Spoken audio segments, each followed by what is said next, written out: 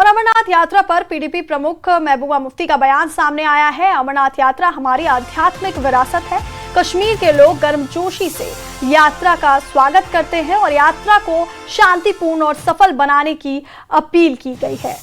तो अमरनाथ यात्रा पर पीडीपी प्रमुख महबूबा मुफ्ती का बयान सामने आया है, जिसमें उन्होंने कहा कि अमरनाथ यात्रा हमारी आध्यात्मिक विरासत है और कश्मीर के लोग गर्मजोशी से स्वागत करते हैं इस दौरान। इसके साथ ही उन्होंने कहा कि यात्रा को शांतिपूर्ण और सफल बनाने की अपील करते हैं।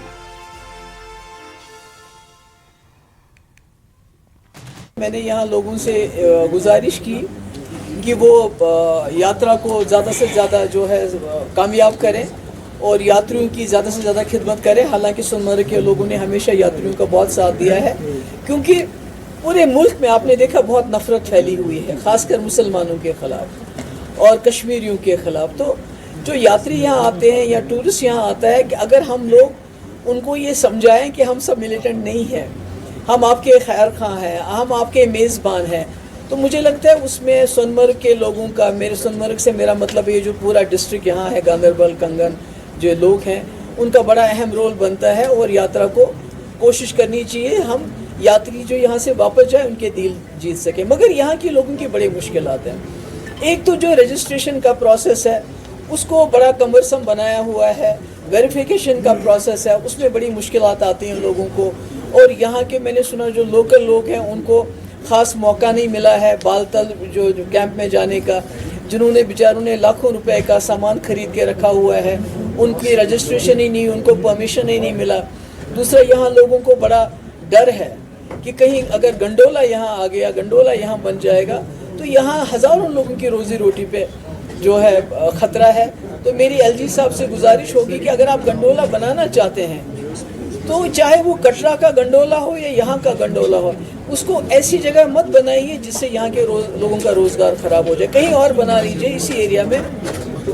तीसरा, यहाँ पर जो हमारे ट्रैकिंग स्पॉट्स हैं वो तकरीबन बंद हो गए हैं पहलगाम के हादसे के बाद, उनको दोबारा जो है खुला जाना चाहिए ताकि एडवेंचर टूरिज़्म के साथ जो हमारे लोग वाबस्ता हैं उनकी रोज़ी रोटी भी चलती रहे।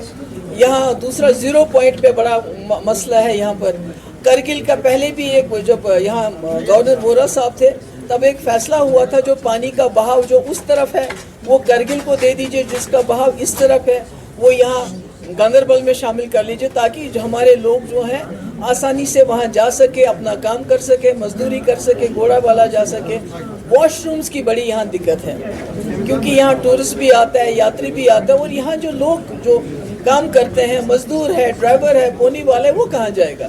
तो अगर इस जगह को साफ रखना है तो ज़्यादा से ज़्यादा जो पोनी ट्रैक्स है उनका रिपेयर होना चाहिए, ज़्यादा से ज़्यादा वॉशरूम्स बनने चाहिए।